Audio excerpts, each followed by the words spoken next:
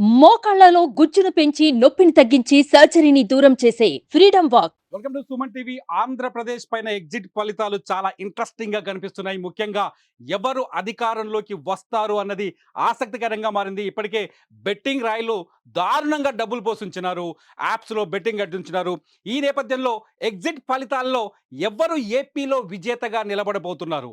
అధికారంలో ఉన్న వైసీపీ తన సీటును అధికారాన్ని నిలుపుకోబోతుందా, లేకపోతే కూటమి జగన్మోహన్ రెడ్డిని కొట్టబోతుందా అనేది ఇప్పుడు ఆసక్తికరంగా మారింది. తాజాగా ఆరా మస్తాన్ రావు గతంలో అనేక సర్వేలు తీసుకొచ్చారు. ఆరా మస్తాన్ రావు ఆరా సర్వే, ఆరా ఎగ్జిట్ పోల్ రిలీజ్ అయింది. ఆరా ఎగ్జిట్ పోల్ మనం స్క్రీన్ పైన చూస్తున్నాం. నాతో పాటు మా కొలీగ్ విజయ్ ఉన్నాడు. స్క్రీన్ పైన చూస్తున్నాం.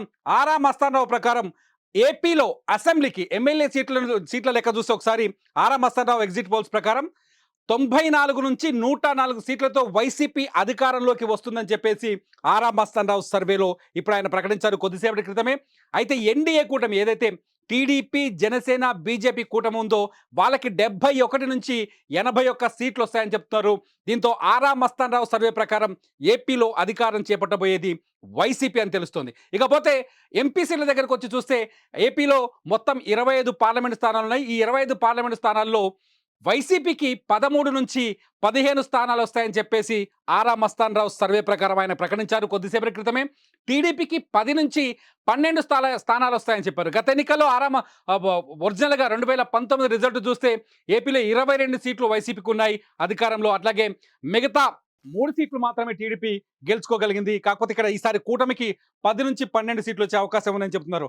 అయితే పార్టీల వారీగా చూస్తే జనసేన 2 చోట్ల పోటీ కట్టింది.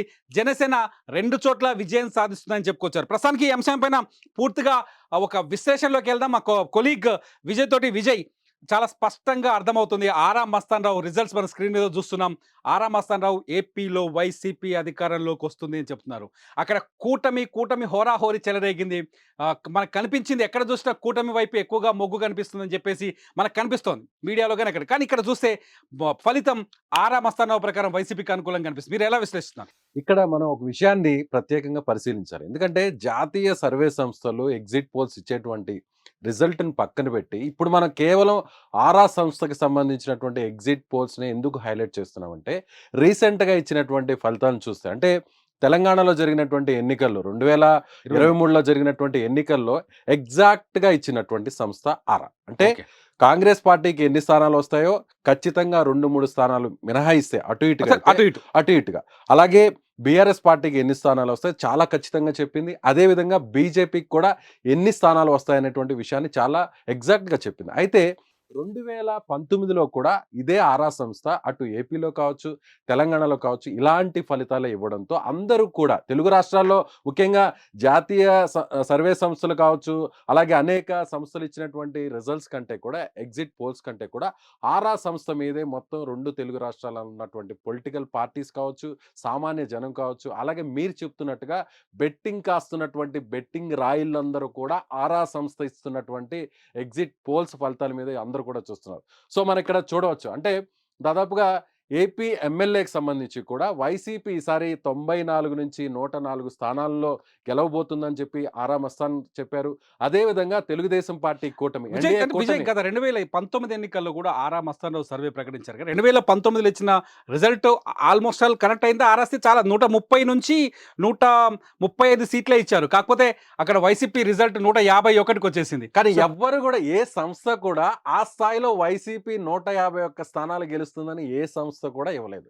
ఎవ్వరు ఊహించని విధంగా అనూహ్య ఫలితం గత ఎన్నికల్లో ఏపీలో వచ్చింది. దాదాపుగా ఒక్క ఛాన్స్ అనేటువంటి నినాదం బాగా పనిచేసింది. అందుకే ఎవరు ఊహించని విధంగా 22 స్థానాల్లో వైసీపీ లోక్సభ స్థానాలను కైవసం చేసుకుంది. 151 స్థానాల్లో అసెంబ్లీ స్థానాలు.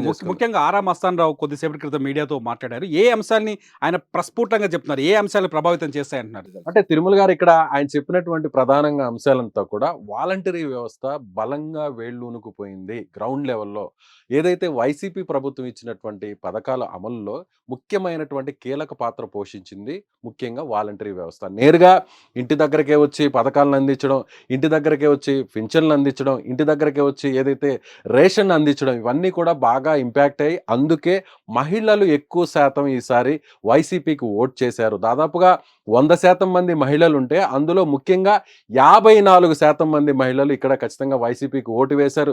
తీసుకున్నటువంటి లబ్ధిదారులు, పథకాలను తీసుకున్నటువంటి ఎవరైతే లబ్ధిదారులు ఉన్నారో వీరందరూ అంటే కూడా మనం కూడా మహిళలే మనం కావడం కూడా వల్ల. మనం కూడా ఎలక్షన్ టైంలో చూసాము. ఎలక్షన్ కవరేజ్‌లో చూసాం చాలా చోట్ల. సాయంకాలం వరకు ఎక్కువగా పోలింగ్ బూత్‌ల ముందు ఎక్కువగా మహిళలు క్యూ లైన్‌లో ఉండడం, ఓపికగా నిల్చొని ఓటేయటం. దీనికి ఇటు టీడీపీ నుంచి, కూటమి నుంచి కూడా వాళ్ళు తీసుకొచ్చిన మేనిఫెస్టోలో అనేక అంశాలు కనిపించాయి. మహిళలకు ఉచిత బస్సు ప్రయాణం కనిపించింది. మహిళలకి యుక్త వయసు నిండిన అంటే 18 సంవత్సరాలు నిండిన మహిళలకి ఒక నగదు బెనిఫిట్ కనిపించింది. 3 సిలిండర్ల గ్యాస్ కనిపించింది. మహిళలకు సంబంధించిన అనేక డ్వాక్రా పథకాలు గతంలో ఏదైతే డ్వాక్రా సున్నా వడ్డీకే రుణాలు చంద్రబాబు నాయుడు గతంలో తీసుకొచ్చింది ఆయనే డ్వాక్రా. ఆ పథకాల్ని మళ్ళీ పూర్తి స్థాయిలో అమలు చేస్తామని చెప్పింది. అట్లాగే ఏదైతే అమ్మ ఒడి లాంటి విద్యార్థులకు ఎవరైతే ఇంట్లో ఎంతమంది విద్యార్థులుంటే వాళ్ళకి 15,000 రూపాయల వరకు ఆర్థిక సాయం అందిస్తామని చెప్పింది.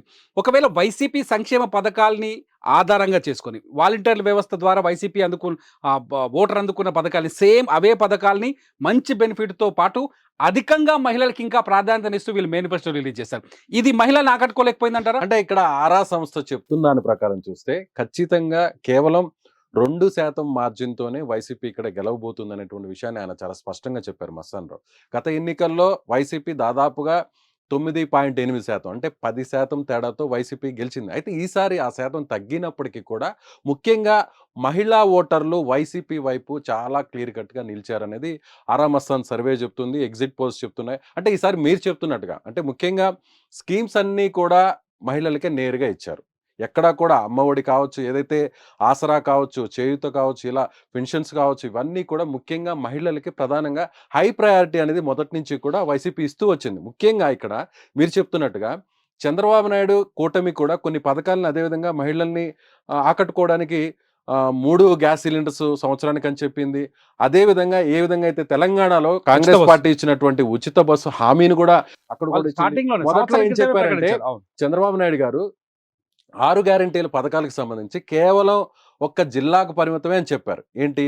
ఉచిత బస్సు ప్రయాణం. ఓకే. అయితే తరువాత ఎక్కడైతే కాంగ్రెస్ పార్టీ ఇక్కడ గెలవడం జరిగిందో దాన్ని రాష్ట్ర స్థాయిలో కూడా అమలు చేస్తున్నట్టుగా ప్రకటించారు. అంటే ఇక్కడ వైసీపీ గావచ్చు, టీడీపీ కూటమి గావచ్చు ప్రధానంగా వుమెన్ ఓటర్స్‌ని టార్గెట్ చేశారు. కానీ ఈ విషయంలో ఆరా మస్తాన్ సర్వే ఏదైతే ఎగ్జిట్ పోల్ ఇచ్చినటువంటి ఫలితాలను కానీ చూస్తే ఖచ్చితంగా ఇదే ఆరామస్తారావు కొద్దిసేపటి క్రితం సర్వేలో పురుషులు 52% మంది కూటమికి వైపు నిలబడ్డారు. కూటమికి ఓటేశారు.